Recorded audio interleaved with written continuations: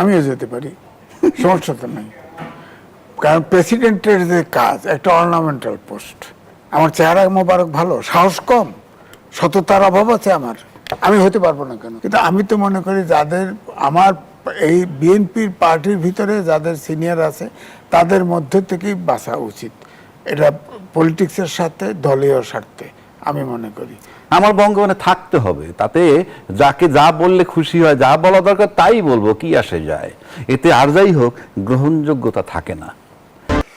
শুরুতে যে বিষয়টি বলছিলাম জনাব এম এ আজিজ, আপনার স্পেকুলেশন দিয়ে যদি শুরু করি, বঙ্গভবনে কে যাচ্ছেন?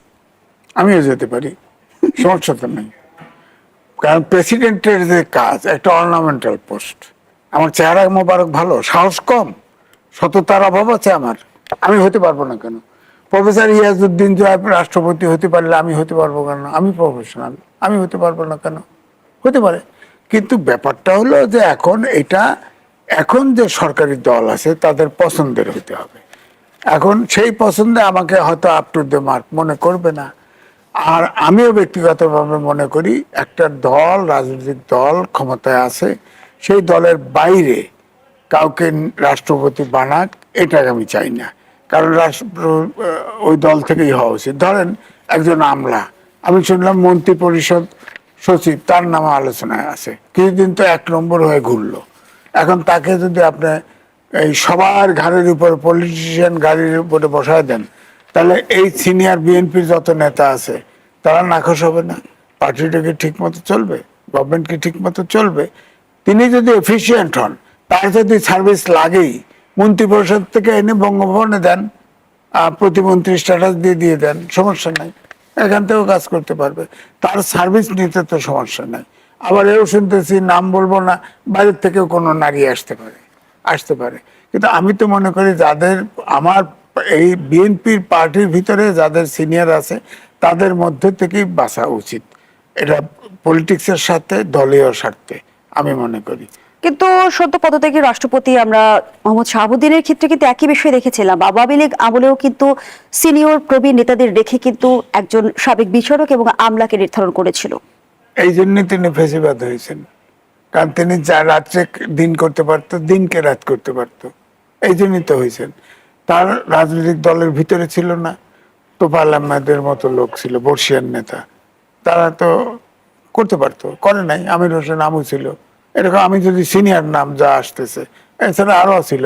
এবারও যদি বাইরে থেকে কাউকে রাষ্ট্রপতি করা হয়, দলের ভেতরে অসন্তোষ জন্ম দেওয়ার সম্ভাবনা হবে কি? এটা প্রকাশ হবে না, কিন্তু অসন্তোষ থাকবে, অতন্ত থাকবে।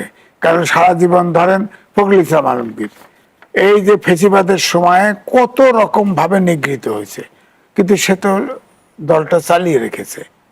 এখন তাকে বাদ দিয়ে আপনি ধরেন আপনি প্রফেসর ওনাকে করলেন, ডক্টর মঈন খান করলেন, এর দ্বারা রাজনৈতিক দলে আছে তো 4-5 জন আছে তো, তাদের ভিতর থেকে রাষ্ট্রপতি হতে পারে।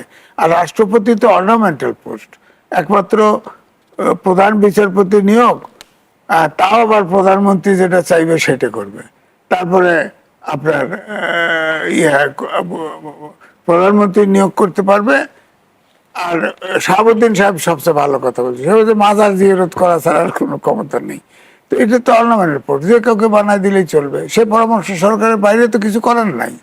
হ্যাঁ, রাষ্ট্রপতি যে হবে, এখনো তো যেটা বিএনপিরও আগে কথা ছিল যে ক্ষমতার প্রেসিডেন্ট প্রধানমন্ত্রীর ক্ষমতার ভারসাম্য আনার জন্য, এখন তো ভারসাম্য আসে নাই, তাই না? এখন যদি রাষ্ট্রপতি হয়, জাস্ট যা নির্দেশ করবে তাই, যা পরামর্শ দিবে, যা অনুরোধ করবে তাই স্বাক্ষর করবে, তার কাছে যা ক্যাবিনেট থেকে ইয়ে করে। আপনি দেখেন শাহাবুদ্দিন চুপ্পু সাহেব ইয়েতে আপনার জাতীয় সংসদে বক্তৃতা দিল, আপনি দেখেন সেখানে যা লিখে দিয়েছে তাই। সে আগে বলছে যে বঙ্গবন্ধু স্বাধীনতার ঘোষক, পরে বলছে শহীদ প্রেসিডেন্ট জিয়াউর রহমান স্বাধীনতার ঘোষক। অর্থাৎ সরকার যা বলবে তাই শুনতে হবে, তাই শুনবে। এই ধন্যবাদ জানাচ্ছি জনাব এম এ আজিজ।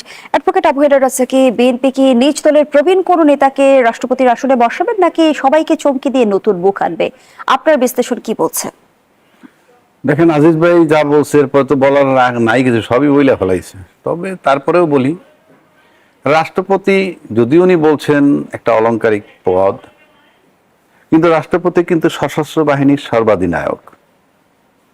আবার রাষ্ট্রপতিকে গুরুত্বপূর্ণ এই কারণে অধ্যাদেশও জারি করতে হয় পার্লামেন্ট যখন থাকে না। এই যেমন এখনো যদি এই মুহূর্তে কোনো জরুরি আইন করতে হয়, অধ্যাদেশ জারি করতে হলে রাষ্ট্রপতিই করবে, সংসদ আবার না বসার আগ তবে পর্যন্ত। স্বাধীনভাবে করবে না। না, সেটা তো আরেক চ্যাপ্টার। আর কিন্তু প্রশ্ন হচ্ছে আপনি রাষ্ট্রপতি কাকে বানাবে তার আগে ভাবতে হবে এই রাষ্ট্রপতিকে সরাইলো কেন। এই রাষ্ট্রপতিকে সরাইলো কেন যদি আপনি বুঝতে পারেন, তাইলে বুঝতে পারবেন যে কাকে বানাতে হবে। এই রাষ্ট্রপতিকে কি সরানো হয়েছে নাকি রাষ্ট্রপতি নিজে পদত্যাগ করেছেন? রাষ্ট্রপতি নিজে যদি পদক্ষেপ মানে নিজে সরে যেত, তাইলে দুই বেলায় দুই পদের কথা উনি বলতেন না। যারা তাকে অরিজিনালি নিয়োগ দিছিল তারা তখন বলছেন যে বঙ্গবন্ধু স্বাধীনতার ঘোষক, আবার যখন এই সরকার আসলো তখন বলেন জিয়াউর রহমান স্বাধীনতার ঘোষক। এইটা বলতেন না যদি উনি স্বেচ্ছায় যাইতেন। আমার বঙ্গবন্ধে থাকতে হবে, তাতে যাকে যা বললে খুশি হয়, যা বলা দরকার তাই বলবো, কি আসে যায়। এতে আর যাই হোক গ্রহণযোগ্যতা থাকে না। এখন প্রশ্ন হচ্ছে যে আপনি সকালে এক কথা বিকালে এক কথা বললে সাময়িকভাবে আপনাকে অ্যালাউ করতে পারি আমি, কিন্তু আপনার বিশ্বাসযোগ্যতা বা ক্রেডিবিলিটি বলতে যা বোঝায় সেটা থাকে না। এখন বলতে পারেন যে বিএনপি তাকে এই 5 মাস রাখছিল কেন? বিএনপি তাকে রাখছিল অনেকগুলো কারণে। এক নম্বর, আওয়ামী লীগ 16 বছর রাজত্ব করছে। এই 16 বছর রাজত্বের মধ্যে একটা বিরাট বলয় আওয়ামী লীগ তৈরি করছে, সেটা রাজনৈতিক মাঠে, সেটা আপনার আমলাতন্ত্রের মধ্যে, সেটা আপনার মিডিয়ার মধ্যে, সর্বত্র প্রশাসনিক ইয়ের ভিতরে 16 বছর লালন করা ইয়ে থেকে চট করে রাষ্ট্রপতিকে সরাইতে পারে নাই।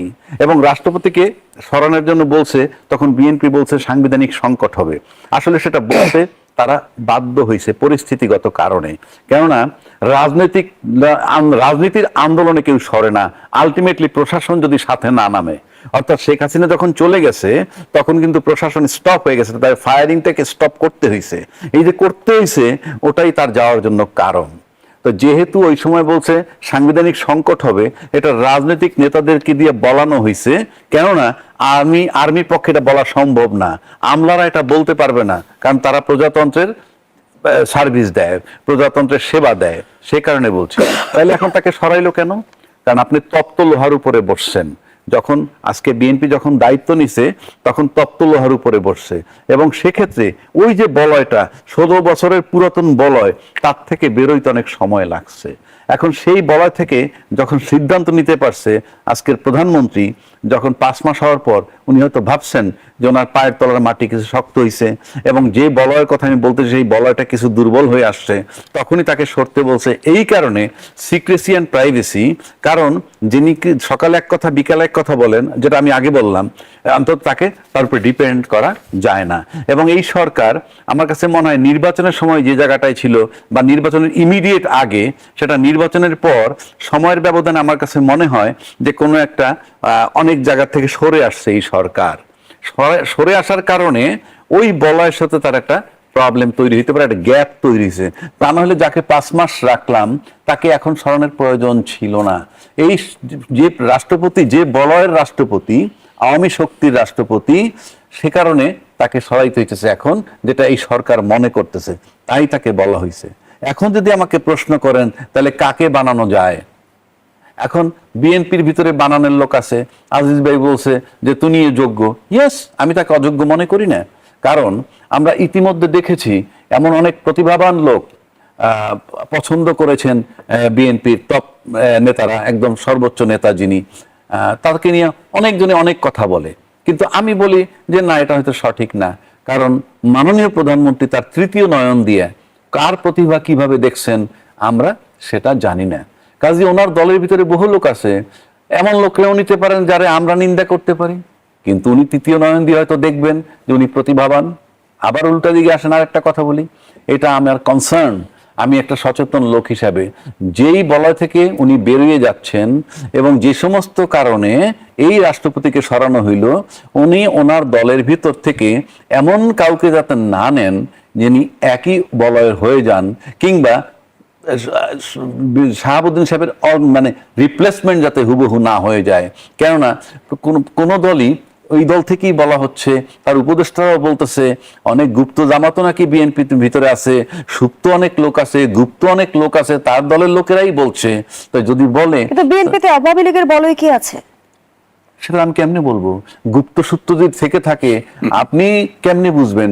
সে কারণে আমার অনুরোধ থাকবে যাতে বিচক্ষণতার সাথে উনি মাননীয় প্রধানমন্ত্রী এমন একজনকে চুজ করবেন, সে যাতে যাকে সরাইলেন তার কপি না হয়ে যায় গুণগতভাবে। ধন্যবাদ সেটাকে জানাচ্ছি ওনার অ্যাডভোকেট আবু মাথায় হেনা রাখতে রাজাকে। হবে। যারা বেবি আজিজ, যেমনটি অ্যাডভোকেট আবু হেনা রাজাকে দাবি করছিল যে রাষ্ট্রপতিকে সরিয়ে দেওয়া হয়েছে, একটু জানতে চাই যদি রাষ্ট্রপতি পদত্যাগ সমঝোতার ভিত্তিতে হয়ে থাকে, সেটি কি আসলে রাজনৈতিক সমঝোতা? সমস্যা নাই, সরকার আছে, অনেক দিন তাকে রাখছে, তখন রাখছে।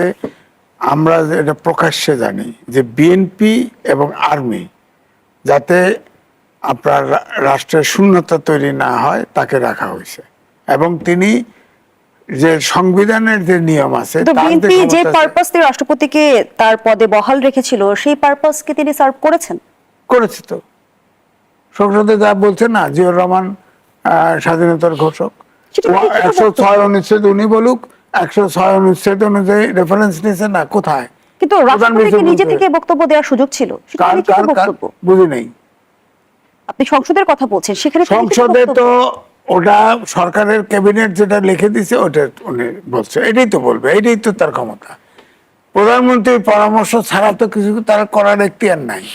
যে আমি যেটা বলছি যে প্রধান কিন্তু বিচারপতি ওই নিয়োগ, বক্তব্যের মধ্য দিয়ে কি পারপাস সার্ভ হলো? তাকে অফিসিয়াল কাজটা করা। ধরেন ওই সময় ধরেন প্রধানমন্ত্রী ছিল, শেখ হাসিনা পালিয়ে গেছে, স্পিকার সেনানিবাসে আশ্রয়ে আছে, হ্যাঁ, রাষ্ট্রপতি যদি চলে যেত সরকারের কি থাকতো? তো এর আগে তো তিনি দাবি করেছেন যে তিনি পদত্যাগ পত্র পাননি, কে? রাষ্ট্রপতি। সে তো, আমরা তো জানি তো, মানব জমিনের সম্পাদকের কাছে বলছে পান নাই, বলছে এটা সত্য। কারণ পত্র আমরা যতটুকু শুনেছি, প্রধানমন্ত্রী ছিলেন শেখ হাসিনা, তিনি রেজিগনেশন লেটার লিখছিলেন, কিন্তু সে সময় পায় নাই। কারণ বঙ্গভবনে আসলে তো খতম হয়ে যায়, সুতরাং সোজা শেখ হাসিনা যেখানে জনগণ দিয়ে ক্ষমতাচ্যুত হয়েছে, সেখানে পদত্যাগ পত্র কি আসলে মুখ্য? দরকার ছিল। দরকার এখন ছিল? তো হ্যাঁ দরকার ছিল। তাহলে স্মুথলি প্রধানমন্ত্রী যদি চলে যেত, এখন ধরেন এই যে 6 তারিখে সংসদ বাতিল করে দিচ্ছে, কোন এখতিয়ারে বাতিল করছে? আমি যদি প্রশ্ন করি, আমার তো প্রশ্ন আছে, এই প্রশ্ন থাকতো না। প্রধানমন্ত্রী যদি রেজিগনেশন দিত, সাথে সাথে সরকার বাতিল হয়ে যেত। আইন দিকটা যদি একটু অ্যাডভোকেট আবু হেনা রাজাকে আপনার কাছে বুঝতে চাই, গণঅভ্যুত্থান কি সংবিধান মেনে হয়েছে? সেটা ভিন্ন সে তো কথা। অনেক পুরনো প্রশ্ন আপনি নিয়ে আসলেন। আপনি আইন মেনে কি হয়? আপনি আইনের ভিতরে রেখেই তো মানুষকে 16 বছর নির্যাতন করছেন, আইনের ভিতরে রেখে। কোন আইন? যে আইনের ভিতরে রেখে নাকি আইনের অপব্যবহার করে? বলতেছি সেটাই তো। কথা আপনি তো একটা আইন বানায় নিছেন আপনার মতো করে। যেমন ধরেন 70 অনুচ্ছেদ সংবিধানের, যে আপনি নিজে যদি পদত্যাগ করেন সংসদ সদস্য থেকে, তাইলে আপনার দলের থেকে পদত্যাগ করলে আপনার সদস্যপদ চলে যাবে। আবার দলীয় সিদ্ধান্তের বাইরে যদি ভোট দেন, আপনার দলীয় পদ। এটা তো গণতন্ত্রের সিস্টেম না। তার মানে আমার ওপিনিয়নটাকে আপনি বন্ধ করে দিলেন।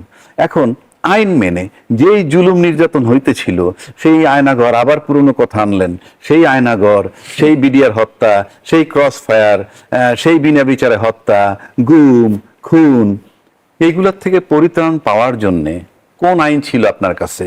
আপনার হাতে কোন আইনটা ছিল? সেখানে আপনার এই জন্য বলা হয়, ওই যে মব যে কথাটা আমরা বলে আসছি, অতীতেও বলছি এখনো বলছি, মব সন্ত্রাস যেটাকে বলি, মব কালচার যেটাকে বলি, সেটা কখনো কখনো সুবিচারও স্থাপন করে।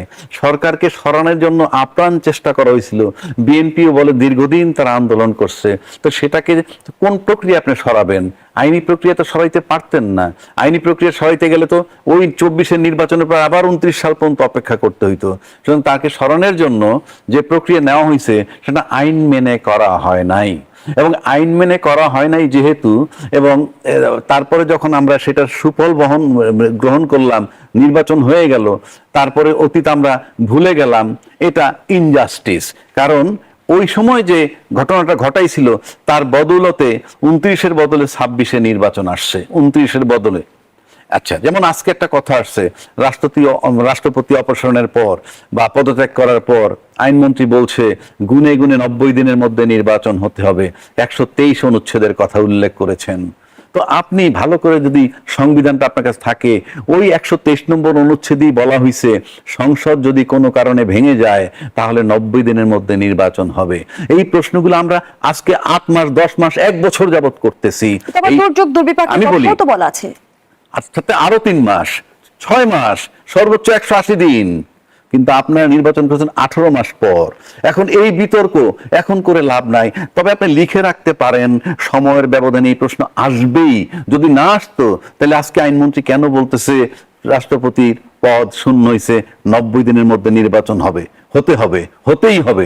তাহলে ওই নির্বাচন, এই প্রশ্ন ওনারা তো সংসদ নির্বাচনের সময় তুলেন নাই। তাহলে একটা প্রশ্ন আসে, সংসদ নির্বাচন হলো কোন আইনে, কোন সংবিধানে? এগুলো আমি বহুদিন আগে বলছি এবং এখনো আজকে প্রসঙ্গ আসলো, সামনে এই প্রশ্ন আসবে এবং আসবে। ধন্যবাদ আপনি জানাচ্ছি অপেক্ষা অ্যাডভোকেট করেন। আবু হেনা রাজাকি। জনাব এবি আজিজ, আমরা দেখেছিলাম অন্তর্বর্তীকালীন শাসনামলেও রাষ্ট্রপতির অপসারণের দাবি উঠেছিল এবং ত্রয়োদশ নির্বাচনের পরপরও কিন্তু বিরোধী দল থেকে এই দাবিটা উঠেছিল, কিন্তু আমরা তখনও দেখেছি রাষ্ট্রপতি বহাল তবিয়তে ছিল। এখন ত্রয়োদশ নির্বাচনের ইতিমধ্যে 5 মাস অতিক্রম হয়েছে। এই যে একটা সামাজিক যোগাযোগ মাধ্যম থেকে বিভিন্ন গণমাধ্যমে যে গুঞ্জনটি উঠে এসেছে যে শেখ হাসিনার সঙ্গে ফোন আলাপের এক ধরনের গুঞ্জন, তার মধ্যে সত্যতা রয়েছে কি? এটা তো প্রমাণ নাই। টেলিফোন করতেও পারে, নাও পারে, আননোন নাম্বার থেকে ফোন করতে পারে, আপনি জানবেন কেমনে? সুতরাং এটা এটা এটা খুব হয়েছে, যে আলোচনা হয়েছে লন্ডন গিয়ে উনি চিকিৎসার নামে গিয়ে শেখ হাসিনার সাথে আলোচনা করেছে। এটা চাউর হয়ে গেছে, সারা বাংলাদেশে সবাই বলে। তো এটার প্রমাণ কই?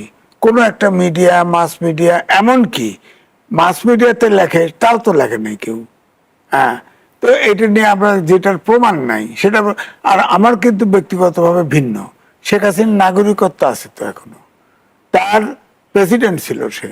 এখন যদি সে কথা বলতে চায়, যে তার রিস্ক আছে, আমি বুঝলাম, সরকার অন্য, প্রেসিডেন্টের সাথে সে কথা বলবে কেন, এই আর্গুমেন্ট আপনি করতে পারেন। কারণ এখন তো বিএনপি সরকারের প্রেসিডেন্ট সে, সুতরাং সে প্রেসিডেন্টের সাথে কথা বলতে পারে না। কিন্তু যদি বলেন যে মানবিক কারণে হোক আর যে কারণেই হোক তার ফাঁসির আদেশ হয়েছে, আলাপ করতে চাইলো, আলাপ যদি করেও ফেলে, হ্যাঁ, এটা বড় দোষ কেন হবে? বড় দোষ তো হওয়ার কথা নয়। সে তো, শেখ হাসিনা এখন মৃত্যুদণ্ড হয়েছে, সে দেশ থেকে পালায় গেছে, কিন্তু বাংলাদেশের নাগরিকত্ব আছে। হ্যাঁ, সেই অধিকারে তো প্রেসিডেন্টের সাথে যদি টেলিফোন ধরে কথা তো বলতে পারে। আমি কিন্তু এটাকে দোষ দেখি না। এটা ধরে রিজাইন করতে বলছে, এটাও আমি মনে করি না। কারণ এখন আমি মনে করি সামনে ধরেন আমরা, এখন এই সরকার ধরেন, এখন যে পরাশক্তিগুলো অ্যাক্টিভ যেভাবে, যুক্তরাষ্ট্র বলেন, চীন বলেন, আমাদের 3 দিক ঘিরে পরাশক্তি যদি ভারত মনেও না করেন, ভারত তো সবসময় সরকারকে নেলদুপ দর্জি, অর্থাৎ কেন্দ্রশাসিত সরকার রাখতে চায়, এরকম আচরণ করে। কিন্তু রাষ্ট্রপতির পদত্যাগের সাথে কোনোভাবে ভূ রাজনীতি কানেক্টেড কিনা? থাকতে পারে, কারণ এখন ধরেন ভারত শেখ হাসিনাকে নিয়ে কি খেলা করতেছে, অনেকগুলো ইন্টারভিউ দিছে। আপনি তো সংবাদপত্রে থাকেন, বলেন তো দেখি একটা জায়গায় তার চেহারা দেখছেন? একটা জায়গায় তার ইন্টারভিউ নিচ্ছে কোনো রিপোর্টার দেখছেন? হ্যাঁ, কেউ দেখেন না। তার বোন, তার ছেলে, তার মেয়ে, তার আত্মীয় স্বজন, তারপরে 100-র অধিক, 1000 নেতা কর্মী আছে। কোনোদিন কারোর সাথে ছবি দেখেছেন? তো এটা যে একমাত্র পৃথিবীতে বলা হয় ভারত হচ্ছে ওখানে গদি মিডিয়া আছে। গদি মিডিয়া মানে নরেন্দ্র মোদীর মিডিয়া, অনুগত মিডিয়া আছে। হ্যাঁ, যতই বলেন মিডিয়া আছে। সেখানে রয়টার্সে লাস্ট যে তার ইন্টারভিউ, অনলাইনে ইন্টারভিউ দিছে, সেটা বলা হয় যে ওটা তো রয়টার্স হলে কি হবে, আপনার আছে না, ওই সারা আন্তর্জাতিক গণমাধ্যমগুলো কেন শেখ হাসিনা সরাসরি সাক্ষাৎকার দিচ্ছে না? শেখ হাসিনা কি তাহলে ভারতে বন্দী অবস্থায় আছে? না, আমি তো তাই বলি, তাকে এখন কিরকম ভাবে রাখছে আমরা তো জানি না। তো সে সরাসরি ইন্টারভিউ, এইটাই তো আমি বলতে চাচ্ছি। সে, আপনি সাংবাদিক, ধরেন আমি সাংবাদিকতা করছি, আপনি বলেন তো কোনো ইন্টারভিউতে কোন ব্যক্তির স্টেটমেন্ট দিলে রিপোর্টার থাকে না, প্রশ্ন দেখায় না?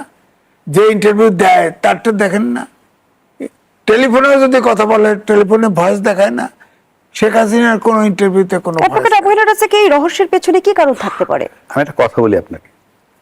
আমি কয়েকদিন আগে দেখলাম সোশ্যাল মিডিয়ায় সম রেজাউল করিম, তাই তো অ্যাডভোকেট, আজকেও দেখছি উনি বলছেন যে উনি কিছুদিন আগে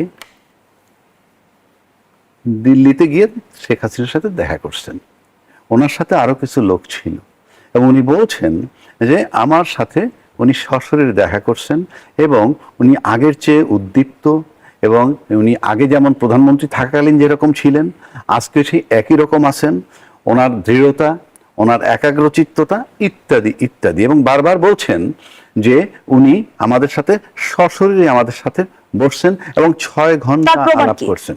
আমি শেষ করি। এখন প্রশ্ন হচ্ছে, যখনই আমি সিম্পলি বলবো যে জুয়ের সাথে আজকে আমার সাক্ষাৎ হয়েছে, একটা মিটিং হয়েছে, দ্যাটস অল। কয় ঘন্টা, কি আশয় বিষয়, বুদ্ধিদীপ্ত, দৃঢ়চিত্তের, এত কিছু বলার মানে কি?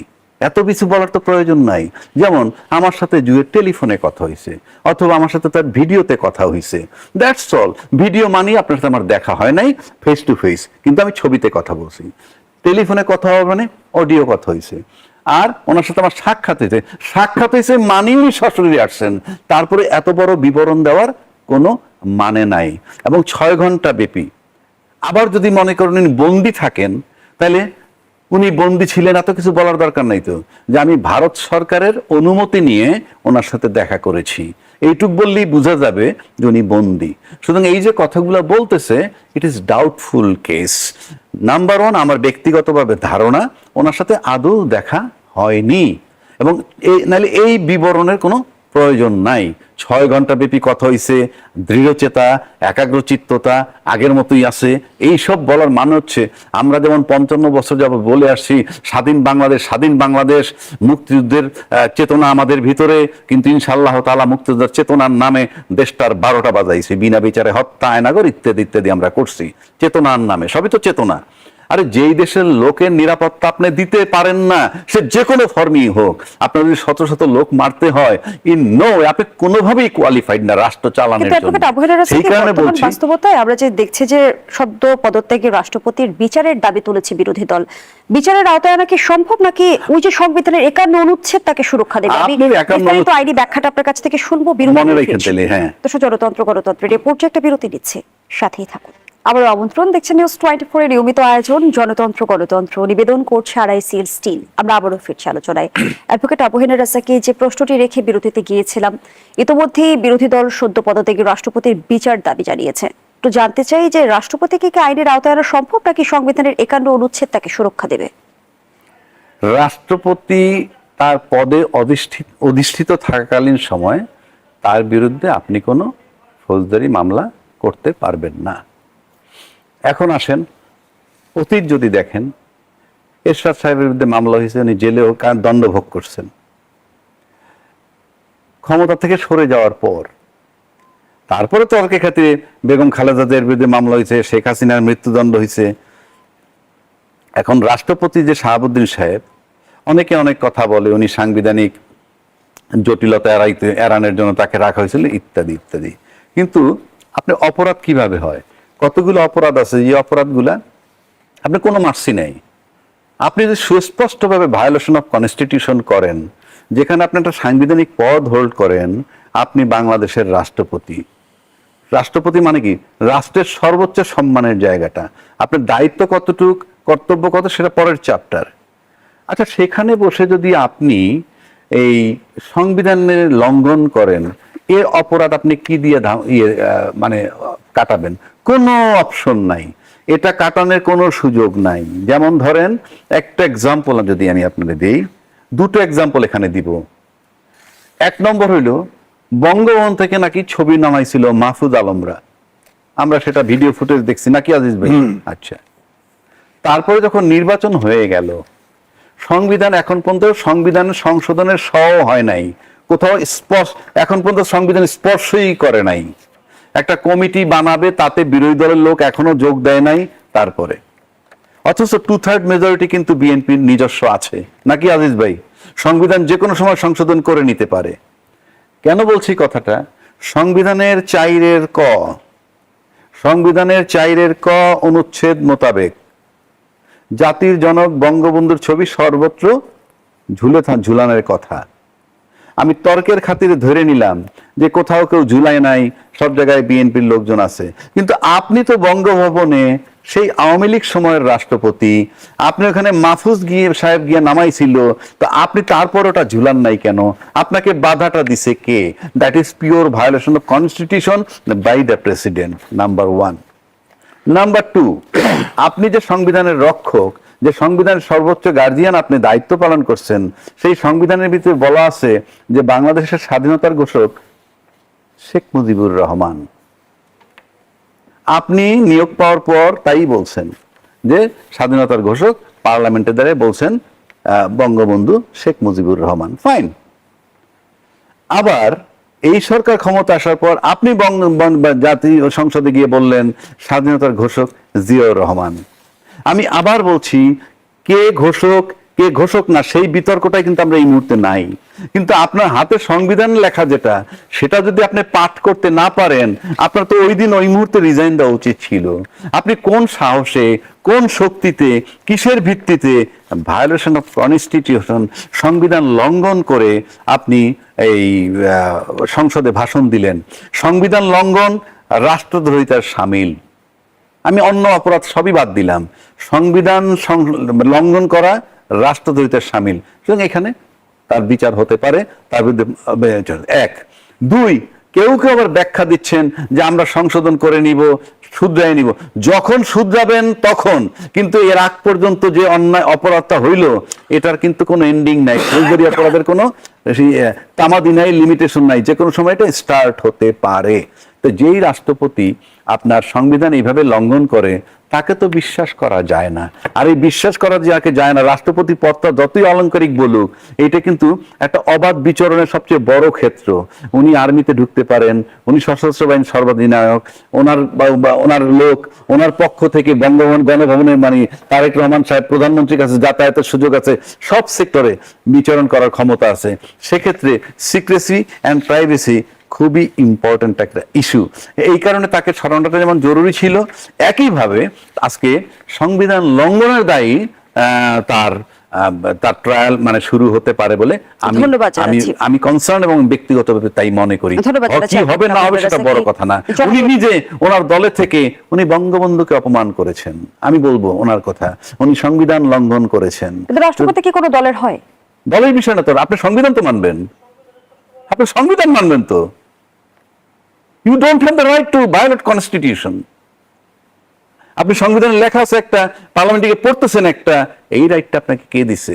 It is pure violation constitution. সুতরাং উনি আইনের ঊর্ধ্বে না। রাষ্ট্রপতি তখন ছিলেন আইনের ঊর্ধ্বে, কিন্তু এখন উনি বিচারের আওতায় আসতেই পারেন এই গ্রাউন্ডে। সেকেন্ড শেষ করে দিয়ে আরেকটা কথা, উনি যত কথাই বলেন না কেন অলংকারিক পদ, কই আপনার চোখের সামনে যখন এত লোক মারা যাচ্ছে, এত শিশু, যুবক, কৃষক সব হত্যা হইতেছে, আপনাকে টাচ করে নাই? আপনি যখন জিয়াউর রহমান সাহেবকে গিয়ে ঘোষক বলতেছেন, ফাইন, বলেন গিয়ে আপনি, এই তো আপনার ব্যক্তিত্ব। তা আপনি যদি খুব পার্সোনালিটির লোক, আপনি সেদিন রিজাইন দেন নাই কেন? যে না, এই ডেড বডি আমি সহ্য করতে পারতেছি না, আমি রাষ্ট্রপতির কিছু করার নাই, কিন্তু আমি পদত্যাগ করলাম। আপনি কি করেছেন? করেননি। সুতরাং মাপ পাওয়ার কোনো সুযোগ। ধন্যবাদ জানাচ্ছি অ্যাডভোকেট আবু হেডার রাজাকি। জনাব এ বি আজিজ, পদত্যাগের পর একটি গণমাধ্যমের সঙ্গে কথোপকথনে বিচারের দাবি তোলার প্রসঙ্গে শাহাবুদ্দিন বলেন, ধুর এগুলো বাদ দেন, এগুলো পাত্তা দেই না। অন্তর্বর্তী সরকারের উপদেষ্টারা তার কাছে শপথ নিয়েছিলেন মন্তব্য করে তিনি বলেন, আর কিসের বিচার করবে, কিসের? সংবিধানের 51 অনুচ্ছেদ পড়ে দেখো। কিন্তু অ্যাডভোকেট আবু হেডার রাজাকি ইতিমধ্যেই ব্যাখ্যা করেছেন যে 51 অনুচ্ছেদ তাকে সুরক্ষা দেবে না। সেই জায়গা থেকে আমরা দেখলাম যে পদত্যাগের পর স্বরাষ্ট্রমন্ত্রী রাষ্ট্রপতি ইস্যুতে যেমনটি ইতিবাচক বক্তব্য দিলেন, সেটিকে আসলে সেফ এক্সিটের কোনো বার্তা দেয় কিনা? 51 অনুচ্ছেদ তিনি রাষ্ট্রপতি থাকলে দায় মুক্তি পাবেন, কিন্তু এর আগে পরে তো তিনি যদি কোনো ফৌজদারি অপরাধ করে থাকে তার তো বিচার হবে। যেমন ধরেন হোসেন মোহাম্মদ এরশাদ, তিনি তো জেলে ছিলেন না, বেগম খালেদা জিয়াকে জেলে দিচ্ছেন না, তাকে তো মেরেই ফেললো। তো সুতরাং এটা যে 51 কিন্তু রাষ্ট্রপতির থেকে নেমে যাওয়ার পরে আর দায় মুক্তি পাবে না। তার অপরাধ, অতীত অপরাধ থাকলে যদি তার ভিতরে রসদ থাকে, তিনি মামলা তার বিরুদ্ধে করা যাবে।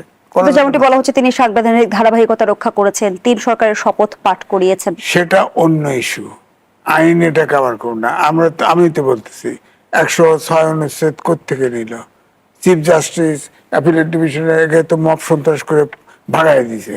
হ্যাঁ, তার প্রধানমন্ত্রী নাই, স্পিকার নাই, উনিও যদি না থাকেন তাহলে তো দেশই থাকে না, কেউ নিয়ন্ত্রণ থাকে না। তাহলে আপনার তাকে যাতে দেশটা অচল না হয়ে যায়, আরো অতল গহ্বরে না পড়ে, সে ওখানে থেকেছে এবং তাকে ব্যবহার করেছে, সে ব্যবহৃত হয়েছে। কারণ প্রত্যেকটা কাজ কিন্তু আমি বলবো যে সব সংবিধানের বাইরে গিয়ে তো যে রাষ্ট্রপতিকে বিএনপি 5 মাস শপথে বহাল রেখেছে, সেই রাষ্ট্রপতির বিরুদ্ধে বিএনপি কোনো পদক্ষেপ নেবে কি? নেবেন না, তাকে তো থাকতে বলছে। কারণ বিএনপি এবং আর্মি তারা তো তাকে ওখানে আটকাইছে এবং সে নিজে আমাকে বলছে, আমার সাথে তার দেখা হয়েছে, সে বলছে, আমি বলছি যে আপনি কি আর আওয়ামী লীগ ক্ষমতায় ছিল, আপনি প্রেসিডেন্ট, এখন কেন তাহলে শাহাবুদ্দিন চুপ্পু বিচারের আওতায় কিভাবে আসবে? বিরোধী দল না, ওটা তো অন্য ইস্যু। বিচারের আওতায় আসবে সে ক্রাইম করে থাকলে। এই জন্য ট্রাইব্যুনালের চিফ প্রসিকিউটর বলছে যে হ্যাঁ, তার মামলা হলে সেটা যাচাই বাছাই করে দেখা হবে, যদি মামলা উপযোগী হয় তো মামলা হবে। আমি একটা কমপ্লিমেন্ট দিই ওনাকে। আপনি যে কথাটা বলছেন, পরিষ্কার বলা আছে বাংলাদেশ সংবিধানের 51 অনুচ্ছেদে রাষ্ট্রপতির দায়মুক্তির বিধান রয়েছে। কিভাবে? এই অনুচ্ছেদ অনুযায়ী রাষ্ট্রপতি তার কার্যভার পালনকালে কোনো কাজের জন্য কার্যভার পালন করার সময়, অর্থাৎ রাষ্ট্রপতি হিসেবে যতক্ষণ দায়িত্ব পালন করবেন, সেই কার্য যদি ফৌজদারি অপরাধ হয়ে থাকে, ওই মুহূর্তে তার বিরুদ্ধে কিছু করা যাবে না। এইটা বলা হয়েছে ওইখানে। এটার মানে এই না যে পরে অ্যাকশন নেওয়া যাবে না, ওই সময় করা যাবে না। কারণ আপনাকে সংবিধান রক্ষা করবেন, আপনি সেখানে আপনি সংবিধান ভায়োলেট করতেছেন। এটা কি বৈধ নাকি? এটা কি বললে হবে? তাহলে তো সংবিধানে কোনো মূল্যই নাই। অর্থাৎ ওই সময় আপনাকে বলা হবে না, আপনার অ্যাকশনটা যাবে পরে। That is honour to the president. সুতরাং এটা আপনাকে, এটার মানে হচ্ছে আপনি পরিণতি ভেবে কাজ করবেন। এটা একটা ডাইরেকশন, আপনি পরিণতি ভেবে কাজ করবেন। আপনি আইনের ঊর্ধ্বে না, কিন্তু আপনি যতক্ষণ বঙ্গভবন রাষ্ট্রপতির বসে থাকবেন ততক্ষণ আপনি আইন আপনাকে পাবে না। এইটা হইল ওই অনুচ্ছেদের বক্তব্য। বিরোধী দলীয় চিফ হুইপ নাহিদ ইসলাম যেমনটি বলেছেন, গণভোটের রায় বাস্তবায়ন না করলে সরকারকে সহযোগিতা করা হবে না। বিরোধী দল যদি সরকারকে অসহযোগিতা করে, সরকারের জন্য কতটা চ্যালেঞ্জ তৈরি হবে? প্রশ্নটি রাখছি। আবারও বিরতির সময় হয়েছে, বিরতি নিয়ে ফিরছি। দর্শক, জনতন্ত্র গণতন্ত্রের এই পর্যায়ে আবারও বিরতি নিচ্ছি, সাথেই থাকুন। ফিরে এলাম, দেখছেন জনতন্ত্র নিবেদন করছে RICL স্টিল। আমরা আবারও ফিরছি আলোচনায়। অ্যাডভোকেট আবু হেডার রাজ্জাকী যেমনটি বিরোধী দলীয় চিফ হুইপ নাহিদ ইসলাম বলেছেন, গণভোটের রায় বাস্তবায়ন না করলে সরকারকে সহযোগিতা করা হবে না। তিনি বলেছেন সরকার 5 বছর মেয়াদও পূর্ণ করতে পারবে না। বিরোধী দল যদি অসহযোগিতা করে, সরকারের সামনে কি চ্যালেঞ্জ তৈরি হবে? শুনেন, এটা তো ন্যাচারালি আপনি যদি তারা অসহযোগিতা করতে চায়, গণভোট বাস্তবায়ন না করলে, আর রাজনীতি যদি আপনি এই মুহূর্তে ধরেন, এই মুহূর্তে এই এনসিপির রাজনীতি একটাই আছে, গণভোটের আলোকে জুলাই সনদ বাস্তবায়ন। এছাড়া তাদের সামনে আর কোনো রাজনৈতিক বক্তব্য নাই। রাজনৈতিক বক্তব্য আর কি আছে? আপনি যদি পার্লামেন্টের দিকে তাকান, পার্লামেন্টে এখন 3টা দল আছে, বিএনপি, জামাত এবং এনসিপি। বিএনপি 2/3 মেজরিটি পাইছে। বিএনপি এখন শুধু শব্দ করবে, আমরা সংশোধন কমিটি বানাবো, সংবিধান আপনারা আসেন, না আসলেও কিছু আসে যায় না। আবার তারা গেলেও কিছু আসে যায় না, কারণ তারা গিয়ে যদি ভেটো দেয় কাজ হবে না, কারণ 2/3 মেজরিটি তাদের আছে। এগুলো বলতে হয়, বলার খাতিরে বলা। আচ্ছা, জামাত ইসলাম কোনো ডিস্টার্ব করবে বলে পার্লামেন্ট ভেঙে যাক, আমার কাছে মনে হয় না জামাত ইসলাম এটা চাবে। কারণ সে 68টা সিট পাইছে, আর নারী আসন নিয়ে 76টা সিট পাইছে, জীবনের সর্বশ্রেষ্ঠ অর্জন। এবং তারা জানে তারা কখনো ক্ষমতায় যাবে কিনা আমি জানি না, যাইতে চায় কিনা তাও আমার সন্দেহ আছে। কারণ দে আর এনজয়িং দেয়ার টাইম। কি সুন্দরভাবে আছে। বিরোধী দলীয় নেতা হিসেবে একটা কত রকমের সুযোগ সুবিধা, বলতেও তো ভালো লাগে। বিরোধী দলীয় নেতা 76টা মেম্বার অফ পার্লামেন্টের নেতৃত্ব দিছে। সুতরাং তারা ভাঙতে চাইবে না পার্লামেন্ট। আবার যদি আপনি এনসিপির দিকে আসেন, তারা চিন্তা করবে এই হাতিয়ার নিয়ে আমরা মাঠে থাকবো। এবং এটা যৌক্তিক হাতিয়ার যে আপনি গণভোট যদি বাস্তবায়ন না করেন, জুলাই সনদ যদি বাস্তবায়ন না করেন, সেই যে 4 কোটি ভোটার আমরা যে বলি 15 বছরে তৈরি হয়েছে, সেগুলো তাদের পিছনে থাকবে। অর্থাৎ তাদের দলটাকে ঘোচানোর জন্য, দলটাকে স্ট্রং করার জন্য এই 6টা সিট তাদের দরকার, এবং পার্লামেন্টটা লম্বা সময় থাকুক সেটা। এবং এইটা থাকলেই যে পার্লামেন্ট টিকে গেলেই যে সরকার খুব ভালোভাবে থাকবেন তাও কিন্তু না। এই কারণে না, কারণ আমার ইন্টারনাল প্রবলেমের চেয়ে এক্সটার্নাল প্রবলেমটা এখানে এখন এই মুহূর্তে বেশি। এটার কারণ হচ্ছে আপনি জিও পলিটিক্সের দিকে যদি আসেন, তিনটা দেশের তুখোর খেলা চলছে এখানে, বিশেষ করে চায়না, আমেরিকা এবং ইন্ডিয়া। তো চায়না এবং আমেরিকা কিন্তু দুইটা পরাশক্তি এখানে আছে। দুইটা পরাশক্তির পাশে কিন্তু ইন্ডিয়া খুব বড় শক্তি না। এই দুইটা পরাশক্তিকে মোকাবেলা করা এই সরকারের জন্য খুবই গুরুত্বপূর্ণ, নাম্বার 1। নাম্বার 2 হচ্ছে সরকার একটা রুটিন কাজ করতেছে। আপনি দেখেন রুটিন কাজ কোনটা, ওই যে আমরা দিন আনি দিন খাই যেরকম, অর্থাৎ আপনার রেগুলার কিছু ভ্যাট কালেকশন হয় সরকারের, রেগুলার কিছু ট্যাক্স কালেকশন হয়, রাজস্ব বলতে যেটা বোঝায়, সেটা দিয়ে সরকার চলতেছে, রুটিন চলা। কিন্তু ইনফ্যাক্ট আপনি ভালো করে যদি চিন্তা করেন, গত 5 মাসে এই নির্বাচনের পর তেমন কোনো ভালো পদক্ষেপ কিন্তু হয় নাই। মানে রুটিন মাফিক চলতেছে, সরকারটা স্থবির হয়ে আছে আমার কাছে মনে হয়। সুতরাং তার অর্থনৈতিক যে চাঙ্গা করার জন্য, অর্থনীতির চাঙ্গা করার জন্য তার যে ঘাটতি বাজেট দিছে, সেগুলোর চিন্তা একটা মারাত্মক ব্যাপার। আবার তার 2 লক্ষ না, সম্ভবত 6,95,000 কোটি টাকা আসবে রাজস্ব থেকে ধরছে বাজেটে। সেটা কঠিন, আশাটা খুবই কঠিন। এবং সরকার অনেক কঠোর পদক্ষেপ নিয়েছে ট্যাক্স কালেকশনের জন্য। আপনি যদি জনগণ না দিতে পারে আপনি কি করবেন? আপনি কাস্টডিতে নিয়ে গেলেই লাভ হবে না, দিতে না পারলে। সুতরাং তার ইন্টারনাল প্রবলেমের চেয়ে ইন্টারনাল প্রবলেম অর্থনৈতিক, এটার জন্য আপনার পার্লামেন্টের আন্দোলন লাগবে না। এবং আপনার অন্য জায়গা থেকে যে কমিটমেন্ট পাবেন, IMF, ওয়ার্ল্ড ব্যাংক, আজকে যদি প্রসেস শুরু করেন 2 বছরে পান কিনা সন্দেহ। কারণ যে সমস্ত শর্ত তারা আরোপ করবে তাতে আপনার টাকা পাওয়া কঠিন। টাকা দেওয়ার একটা মাত্র দেশই আছে, চায়না।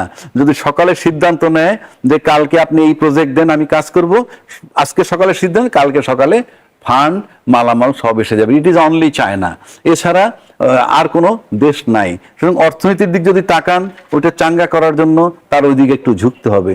আবার এমন একটা চুক্তি আমেরিকার সাথে হয়েছে, আমি বলি না রাষ্ট্রের জন্য ভালো বা মন্দ, সেটা বড় কথা না। আমেরিকার সাথে বাংলাদেশের চুক্তি হয়েছে, সেই চুক্তিতে সবচেয়ে বেশি বাধাপ্রাপ্ত হবে চায়না। এটা অনেকে যত লোক তর্ক করে, তারা কিন্তু ওই চুক্তিগুলো পড়েনি। ওখানে যে সমস্ত ক্লজগুলো দিছে তাতে সবচেয়ে বেকায়দায় পড়বে চায়না। এবং সেই চায়না সে কারণেই এই যে খলিল রহমান সাহেবের ভোট দিছে যখন নির্বাচন হয়েছে জাতিসংঘের। কেন ভোট দিছে জানেন? চায়না হিসাব করছে আমেরিকার সাথে খলিল সাহেবের খুবই ভালো সম্পর্ক। সুতরাং আমার নেগোশিয়েট করতে হইলে এমন একজন ব্যক্তি দিয়ে আমি আমেরিকার সাথে নেগোশিয়েট করব যে ব্যক্তি দুইজনের কাছে গ্রহণযোগ্য, চায়নার কাছেও এবং আমেরিকার আবার কাছেও। পুরো কথাটাই বলতে হচ্ছে যে ভূ রাজনীতিতে আসলে চ্যারিটি বলতে কিছু নেই, সবই আসলে কোথাও চ্যারিটি বলতে কেন? ভূ রাজনীতি কেন? আপনার ডোমেস্টিক রাজনীতি, আমার ইন্টারনাল, সেখানে কোন প্রেমটা আছে? সেখানে নির্মমতা আছে। সুতরাং নাহিদা যেটা বলছে সেটা ওই আন্দোলন করবে, তাদের ঘর গুছানোর জন্য 5 বছর মেয়াদ চায়, প্লাস ওই আন্দোলন তাদের দাবি দেওয়া যৌক্তিক। ধন্যবাদ জানাচ্ছি। জনাব এবি আজিজ, সিলেটের সমাবেশে জামায়াতের আমির বলেছেন ঢাকার জন্য ডাক আসবে, ঘরে ঘরে লড়াইয়ের দুর্গ গড়তে হবে। এর আগে তিনি অনিবার্য বিপ্লবের কথা বলেছিলেন। সম্প্রতি নাহিদ ইসলাম আবারও গণঅভ্যুত্থানের হুঁশিয়ারি দিয়েছেন। সেই জায়গা থেকে সামনে তিনি কি বিরোধী দল সরকার পতনের আন্দোলনের কথা ভাবছে? এখানে 2টা জিনিস। আমি রাজ্জাকি ভাই একটা বলল, তারা আন্দোলন করবে না, এইভাবেই রাখবে, এইভাবেই থাকবে, এই কিছু কি মারবে, কুসুম মারার পেছনে কি কারণ? কুসুম সম্পর্ক। এই যে রাজধানী ভাই ব্যাখ্যা দিল, এইটাই ব্যাপার। লাভ তো নাই তাদের। 2 হলো পার্লামেন্ট ভেঙে লাভ কি? পার্লামেন্ট সরকার ভেঙে তো লাভ নাই তাদের লাভ নাই তো, তারা তো আরো চাপে পড়বে। সুতরাং পার্লামেন্ট ভাঙবে না। তারা যেটা বলতেছে সেটা হচ্ছে যে ধরেন আপনার আওয়ামী লীগকে নিষিদ্ধ রেখে, কার্যক্রম নিষিদ্ধ রেখে সন্ত্রাসবিরোধী আইন পাশ করছে না, জামাত বসেছিল তো, এনসিপি অবশ্য ওয়াকআউট করছিল তো। এখন যদি সে আপনি করেন না যে সব জায়গায় ঘেরাও করবে, এই করবে, সেই করবে, ব্যান করে দিবে জামাতকে, তখন কি করবে? আইন তো আছে, আইন তো ওনারা বসে থেকে করছে। হ্যাঁ, সন্ত্রাসবিরোধী আইন আছে না, আপনার আইনশৃঙ্খলা পরিস্থিতি অবনতি ঘটালে নিষিদ্ধ করে দেবে। কি করবেন আপনি? এই ধরনের আইন, আমি বারবার বলি এটা কালো আইন। যে আইন ধরেন জামাত ক্ষমতায় গেল, সে তো বিএনপিকে নিষিদ্ধ করতে পারে। আওয়ামী লীগ 10 বছর, 20 বছর, 100 বছর পরে ক্ষমতা, সেও আসে আর একজনকে নিষিদ্ধ করতে পারে। এই আইন করে কেন? 1974 সালে স্পেশাল পাওয়ার অ্যাক্ট আছে, আজ পর্যন্ত কোনো সরকার বাতিল করে না। হ্যাঁ, ওই আইন একদম কালো আইন, যে কোনো ব্যক্তিকে সরকার ইচ্ছে করলেই ধরে নিতে পারে। ধরে নিয়ে জেলে দিতে পারে। একদিকে আপনি কোর্টে বলছেন যায়। সরকার ও বিরোধী দলের মাঝে এক ধরনের কুসুম কুসুম সম্পর্ক, আবার দেখা যাচ্ছে সংবিধান সংশোধন নিয়ে এক ধরনের টানাপোড়েন রয়েই গেছে। হ্যাঁ, সংবিধান তো ধরেন হাইকোর্টে রায় দিয়েছিল, তখন বললো যে হাইকোর্টের রায় আপিল করলো কে? আপিল করছে, সুপ্রিম কোর্ট তো রায় দিছে, তাহলে বলেন না যে সুপ্রিম কোর্ট মানি না। সুপ্রিম কোর্টের রায় অনুসরণ করে আপনার সংবিধান সংশোধন করেন, যা করার করেন। ওখানে তো বলছে জুলাই চার্টার বলছে এটা সংসদের উপর ছেড়ে দিছে। তো আপনার সংসদে আলোচনা করেন, কমিটি করেন, সংসদীয় কমিটি করে করেন, অভ্যুত্থানের শক্তি আপনারা মিলেমিশে করেন, সমস্যা নেই। আমাদের তো আর ওরা বাধা দিতে যাব না। আপনার সুপ্রিম কোর্টের রায় মানবেন তো, মানতে হবে তো। রায় যৌক্তিক দিক অযৌক্তিক দিক, আমার পক্ষে দিক বিপক্ষে দিক, সুপ্রিম কোর্টের রায় তো মানতে হবে। সুপ্রিম কোর্ট তো সংসদকে দায়িত্ব দিয়েছে। এই বাস্তবতা অ্যাডভোকেট আবু হেলাল রাজ্জাক, পর্যন্ত সংশোধনীর যে রায় আমরা দেখলাম তার বার্তা কি এমন যে সংবিধান সংশোধনী শেষ কথা না? সংবিধান শুনে আমি একটা কথা বলি, এই যে কথাটা এতক্ষণ হইতেছিল যে সংবিধান সংশোধন করার একটা কমিটি বানিয়েছে, সেখানে বিরোধী দল থেকে তালিকা চায়। বিরোধী দল যদি মনে করে তাদের রাজনীতি টিকায় রাখবে, তাহলে এই কমিটি তাদের যাওয়া উচিত না। কেন যাওয়া উচিত না? ওনারা গেলেই কি আর না গেলে কি, 2/3 মেজরিটি তাদের আছে, যেভাবে সংশোধন করতে চায় সেভাবেই করতে যাবে। বরং তারা আসলে কি হবে, সরকারের বলতে পারবে যে ওরাও ছিল আমাদের সাথে। আর যদি এরা আসে তাহলে ওদের রাজনীতি শেষ হয়ে যাবে, কারণ ওখানে গণভোটের আলোকে জুলাই সনদ বাস্তবায়ন হবে না, ওই সংশোধনের সংস্কার হবে না, একটা সংশোধন হবে। যে সংশোধনগুলো হবে কি, যে দল ক্ষমতায় থাকে তার দিকটা সে দেখবে যে সেই ক্ষমতা পাকাপোক্ত করার জন্য কি করা যায়। সুতরাং এটার ভিতরে তারা আসলেই কি আর না আসলে কি 2/3 মেজরিটি, যদি এমন হইতো যে 10টা সিট 10টা ভোট লাগে পাস করানোর জন্য, তাহলে একটা গুরুত্ব থাকতো। ধন্যবাদ সুতরাং জানাচ্ছি বিরোধী দলের রাজনীতি টিকে রাখতে হইলে ধন্যবাদ জানাচ্ছি সংশোধনের বাইরেই আজিজ। থাকতে হবে। আমরা আমাদের আয়োজনের একেবারেই শেষ